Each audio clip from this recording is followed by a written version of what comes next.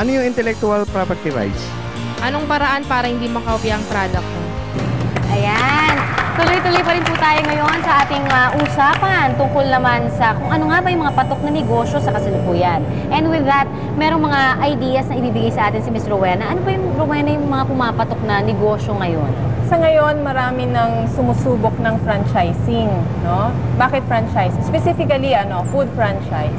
Okay. Bakit franchising? Unang-una, ang franchising, ang konsepto nito ay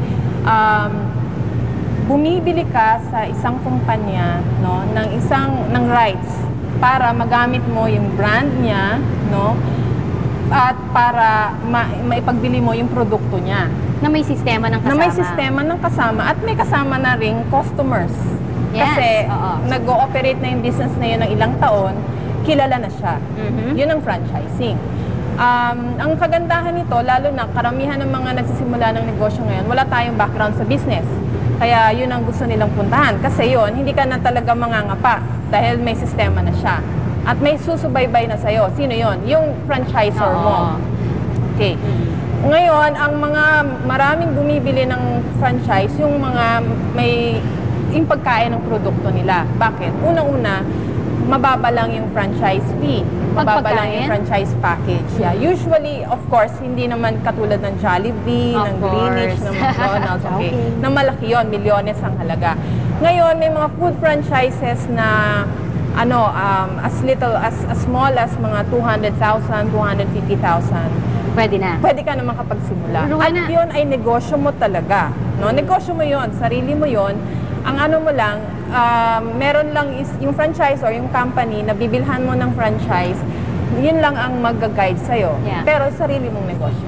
Rowena, let me just tell you kung ano yung sentimiento ng karamihan sa mga nandito ngayon. Sabi nila, madalas kasi ngayon ang nakikita natin mga stalls ng mga cellphone, second hand. Yan ba ay pumapatok din ngayon talaga? Pumapatok din siya. Patok din yan. Oo, lalo na. Aside from food, yan mga cellphones kasi alam naman natin, ang bilis na magpalit ng mga tao ngayon ng cellphone, di ba? May lumabas lang na bago eh. Ayan na, kaya mabilis din yung turnover dun sa mga units na bago. So, is this why tabi-tabi rin sila? Yun lang ang problema, tabi-tabi rin yung mga nagbibenta ng mga second hand, di ba? Oo. Na cellphones. Yun nga, sana rin, hindi rin siya magiging, pero sa tingin ko, hindi rin siya magiging fad business eh. Kasi unang-una, necessity na siya eh. Necessity na siya sa atin dahil hindi na tayo pwedeng lumabas ng bayan na hindi natin kasama yung cellphone natin, di ba? Hindi natin dala-dala yung cellphone. So, sa tingin ko, patok din yun na negosyo. Sige, ngayon naman, may magtatanong. Go ahead. Para po kay Miss Aquino, tanong ko lang po, di ba marami po tayong inventors ngayon dito sa Philippines. So, para pong walang ngipin, paano po kaya natin sila mapoproteksyonan? Ayan. Nagungi, no? Perfect para sa'yo yan. Maui. Mga inventors na tinutulungan mo, di ba? May tinatawag na intellectual property rights, yung mga copyright, yung mga R na nakikita niyo sa tabi ng logo. Yung may mga nagproprotekta ng brand, nagproprotekta ng, kunwari yung pagsusulat ng Coca-Cola, for example, sa bote, nakaprotect yan. Pero, kailangan din natin isipin na kahit yung Coca-Cola, na ang tatlo lang ata sa pamilya nila ang may alam ng formula ng Coca-Cola, may competition pa rin sila kasi may Pepsi. Right. Diba? At marami pang iba. At marami pang iba. May RC Cola, may Sarsi. Hindi naman nakakatakot na magka-competition kayo or kahit gayahin po kayo. Ang kailangan nyong isipin, ang produkto nyo ba ang pinakamagaling?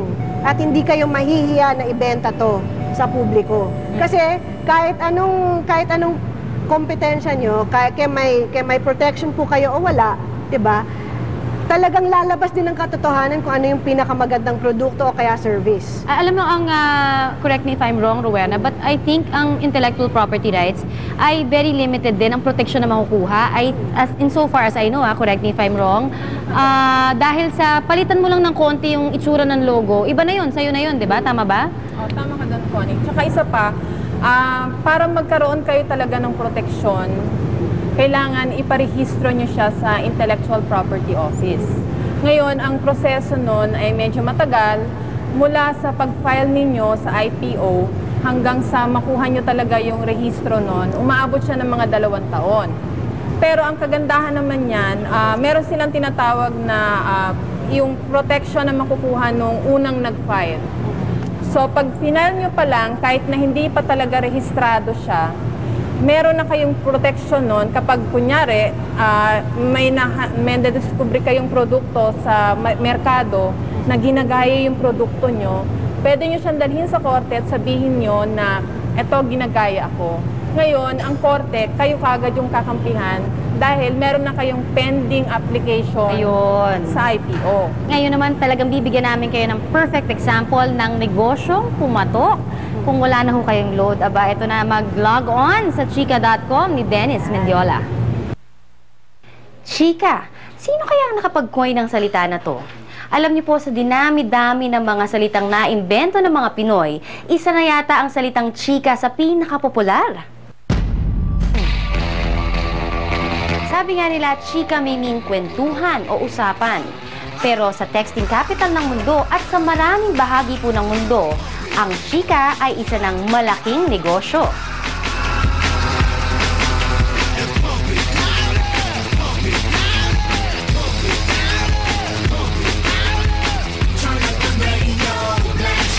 Alam niyo, nakwento po sa akin ng founder ng chika.com na nung umpisa, talagang nahihirapan silang explain sa mga tao kung saan sila nagtatrabaho dahil hindi pa ganun kakilala. Pero sa ngayon, dahil kilalang kilala na sila, alam na halos ng lahat kung ano nga ba ang chika.com. Pero para sa inyong nahuhuli, sa pag-alam kung ano nga ba ito, panoorin po natin what Chika, the enterprise, is all about.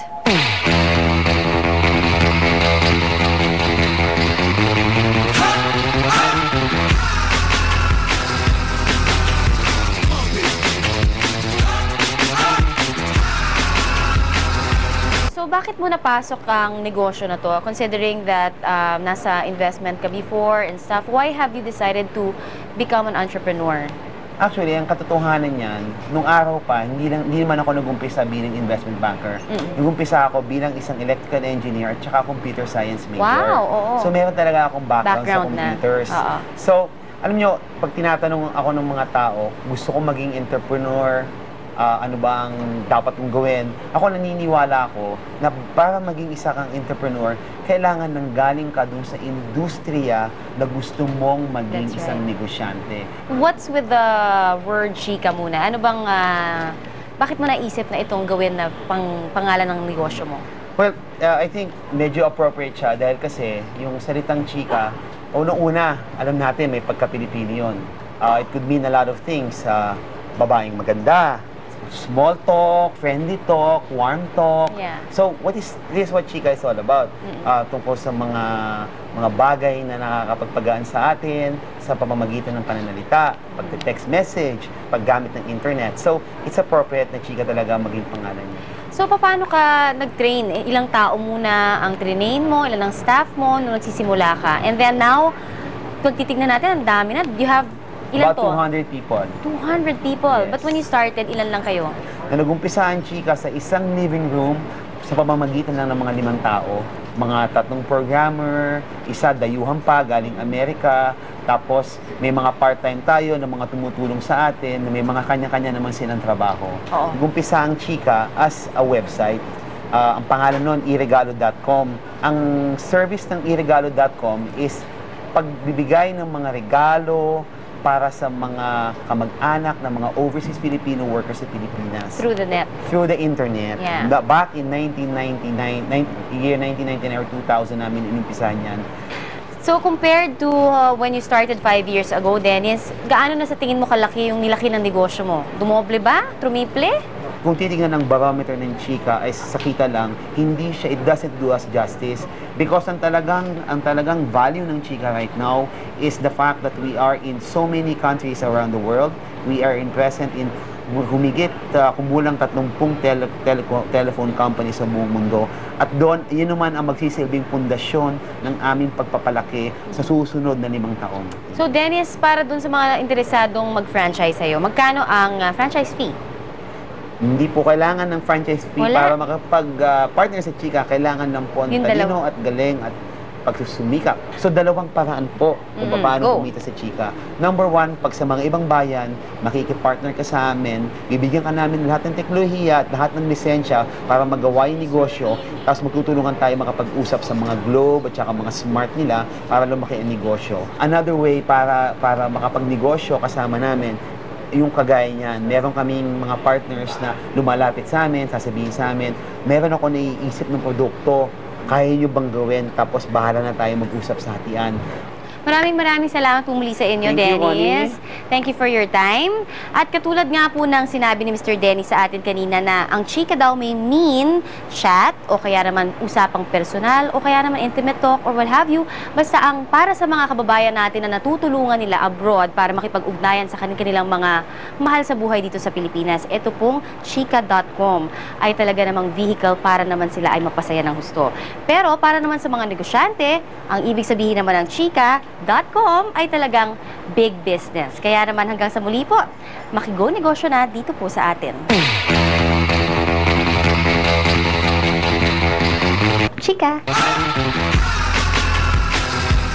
Tuloy-tuloy pa rin po tayo dito sa ating diskusyon sa mga patok na negosyo at nakita natin kanina yung sinasabi nga na chika.com na talaga namang kabilib-bilib kung paano yan nasimulan. Kaya saman sa'yo, Dennis Mendiola, congratulations. Samantala, meron tayong